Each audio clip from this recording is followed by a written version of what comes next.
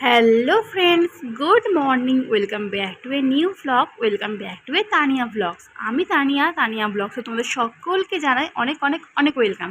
আশা করি তোমরা সবাই খুব খুব খুব ভালো আছো। তোমাদের ভালোবাসায়, তোমাদের আশীর্বাদে আমিও খুব খুব খুব ভালো আছি। নতুন একটা সকাল, নতুন একটা দিন তোমাদেরকে সঙ্গে নিয়ে নতুন একটা ব্লগ শুরু করলাম। শেষ পর্যন্ত ভিডিওটা দেখার জন্য অনুরোধ রইল। সকালবেলায় জামাকাপড় মেলা কমপ্লিট, আর এখন বসে পড়েছি একটু চা খেতে। চায়ের নেশাটা বেড়েই যাচ্ছে। যখন ভাবছিলাম খাবো না, তখন ঠিক কন্ট্রোল করতে পারছিলাম যে চা খাবো না, আর খাচ্ছিলাম না, শুধু জল দিয়ে বিস্কুট খেয়ে নিয়েছিলাম। আবার ভাবনা চিন্তাটা মাথার মধ্যে থেকে চলে গেছে, না কিছুই করবো না, কিছু করে যখন কিছু হচ্ছে না, কিছুই আর করবো না। চা আর বিস্কুটটা খেয়ে নিলাম। আর আজ ব্রেকফাস্টে হচ্ছে ডিম ভাজা, আর চাটুতে মাজতে দেবো বলে, অনেকদিন চাটুটা মাজা হয়নি বলে চাটুতে ডিমটা ভেজে নিলাম। তার সঙ্গে ছিল কালকের একটু তরকারি, শসা কেটে নিয়েছি, রুটি আর ডিম ভাজা।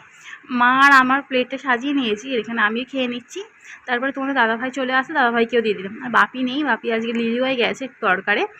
তিনজনেই আমরা ব্রেকফাস্ট সারলাম। আর দুপুরবেলার এখানে রান্না বান্না কমপ্লিট হয়ে গেছে। আর ঝিঙে আলু পোস্ত হয়েছে, একটু বিবলির ডাল হয়েছে। আর রান্নাঘর পরিষ্কার করে দুধ বসিয়ে দিয়েছি, কারণ আজকে অমাবস্যার মধ্যে একদিন আম দুধ দিয়ে ভাত খাওয়া হবে তাই। আর আজকে যেহেতু একটু তাড়াতাড়ি রান্না বান্না হয়ে গেছে, অনেক দিন থেকে এই কাজটা করছিলাম, কিন্তু প্রত্যেকটা দিন রান্নার পরে আর শরীর ঠিক পারমিট করছিল না, ওই জন্য আর করতে পারছিলাম না। আজকে যেহেতু অনেকটা তাড়াতাড়ি রান্না হয়ে গেছে, ভাবলাম এই কাজটা করে দিই। বাঙ্কের এই জায়গায় এই পেপারগুলো এত তেলে হয়ে গেছে কি বলবো। আর এই কাজটা দেখো, যতই আমি চাই পারবো মনে করি, একা করতে গেলে কিন্তু আমার আধ ঘন্টা 40 মিনিট সময় লেগে যাবে। কিন্তু যদি কেউ একজন একটু হেল্প করে দেয়, মানে অনেকটাই কাজ ইজি হয়ে যায়। আর 10 বার ওঠানামা করতে গেলে কোমরের অবস্থা তো খারাপ হবে। ওই জন্য মাকে বললাম, তুমি একটু এসো, আমি উপর থেকে নামিয়ে দিচ্ছি, তুমি নামিয়ে রাখো, আবার আমার হাতে দিয়ে দেবে, তাহলে কাজটা না খুব ইজিলি হয়ে যাবে। অনেক ক্ষেত্রে তোমার একার কাজের থেকে না, যদি দুজন থাকে সেই কাজটা খুব ইজিলি হয়ে যায়। আর এই সব কাজগুলো নিজেদেরই করতে হয়। ছেলেরা কি পারবে বলো? ওদেরকে ইনস্ট্রাকশন দিতে দিতে মাথা খারাপ হয়ে যাবে, তখন মনে হবে দরকার নেই ওদেরকে বলার, আমরা নিজেরাই করে নিচ্ছি। তারপরে কোন জিনিসটা কোথায় রাখছি সেটা আমরা একমাত্রই জানলে সেটা সবথেকে বেশি ভালো হয়। আর তারপর পেপারগুলো, মানে সব জিনিসপত্রগুলো নামিয়ে ওখানে একটু পরিষ্কার করে আবার যে নতুন খবরের কাগজ পেতে দিচ্ছি। দেখা যাক জীবনে কখন আমার এই স্বপ্নটা পূরণ হবে। আমার সত্যি বলছি, রান্নাঘর নিয়ে আমার অনেক কিছু স্বপ্ন রয়েছে, অনেক কিছু প্ল্যানিং রয়েছে। রান্নাঘরে এই হবে, সেই হবে, জীবনে কোনো না কোনো একদিন নিশ্চয়ই হবে। যখন আমি করতে পারবো নিশ্চয়ই আমি করব। যারা করে দিয়েছে এতটা, তাদের কাছে তো আমি অনেক কৃতজ্ঞ। অনেক সুন্দর রান্নাঘর, কিন্তু আমার নিজের মনের মতো নিশ্চয়ই কোনো একদিন হবে। পুরো রান্নাঘরটা বেশ মডিফাইড করে নেবো, খুব ইচ্ছা আছে আমার, জানো তো। দেখা যাক কবে পূর্ণ হয়, তোমরা চাইলেই পূর্ণ হবে। তারপর পরিষ্কার পরিচ্ছন্ন করে দেওয়ার পর এরকম একটা ওড়না চাপা দিয়ে রাখি, যাতে বাসনপত্রগুলো বেশি তেল না হয়। আর ওপরে চলে এসে দেখতে পাচ্ছি এখানে আবার এরা বাসা বাঁধতে শুরু করে দিয়েছে। কি করবো বলো, পাখি জিনিস তো, তাড়াতেও মন চায় না, করুক। আর এখানে একটা চড়ুই পাখি দেখি আমার ব্যালকনির এখানে থেকে কিচিরমিচির করে ডাকছে। আর তারপরে দুপুরবেলা নিচে গিয়ে দেখছি গপুকেও আজকে দুধ আম দিয়েছে, যেহেতু আমরাও দুধ আম খাবো আজকে, ওদেরকেও আজকে দুধ আর আম দিয়ে দিয়েছে। আর তারপরে আমি এখানে আমগুলো বাপি বাজার থেকে এনেছে। এতটা রোদে গরম ছিল, ফ্রিজে ঠান্ডা জলে চুবিয়ে রেখেছিলাম, আর জলটা ঘাঁটতে যে আমার কি ভালো লাগছিল কি বলবো। তারপরে এই যে বললাম না, ঝিঙে আলু পোস্ত হয়েছে, আর একদম হালকা মেনু, দুধ দিয়ে আম দিয়ে ভাত খাওয়া হবে। ব্যাস, খাওয়া দাওয়া কমপ্লিট করে আজকে একটা নতুন রেসিপি ট্রাই করবো, ফার্স্ট টাইমই ট্রাই করবো। দেখো, প্রথমে ময়দা নিয়ে নিয়েছি, ময়দার মধ্যে দিয়ে দিলাম নুন, তারপরে দিয়ে দিচ্ছি খাবার সোডা একদম সামান্য পরিমাণে, তারপরে দিয়ে দিতে হবে ইস্টটা তোমরা দোকান থেকে বড় দোকান থেকে কিনতে পেয়ে যাবে। পাড়ার মুদিখানার দোকানগুলোতে না পেলেও একটু বড় দোকানগুলোতে পেয়ে যাবে, বা অনলাইনেও তোমরা পেয়ে যাবে। আমি ইস্ট নিয়েছিলাম, হাফ চামচের মতন দিলাম। তারপরে এই যে বেকিং পাউডারটা, সেটাও ওই হাফ চামচের থেকে একটু কম দিয়ে দেবো আর কি।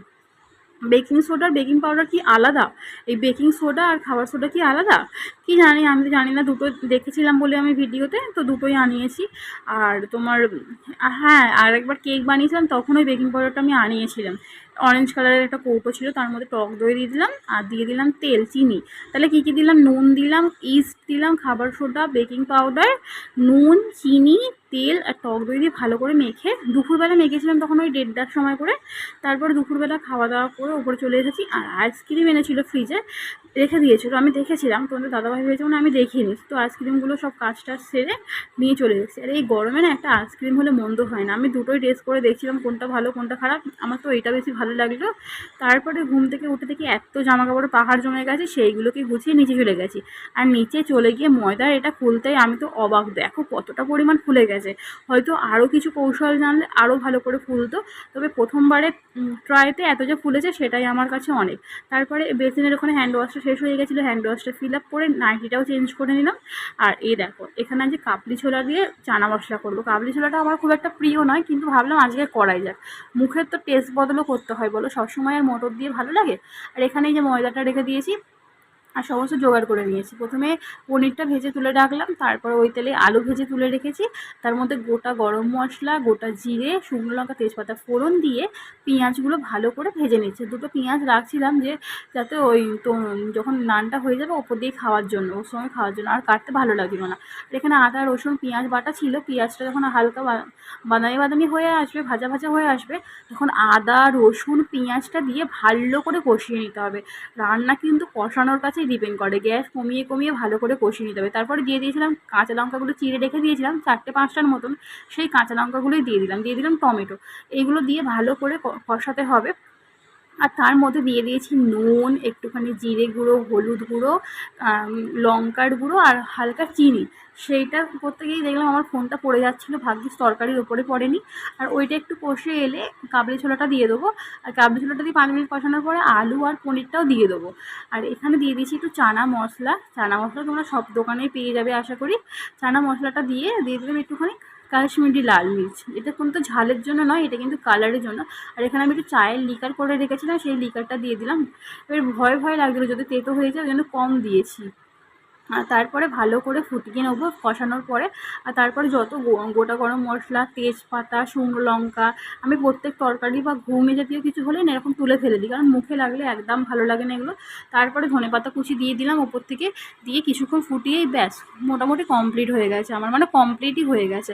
এবার নামানোর পালা।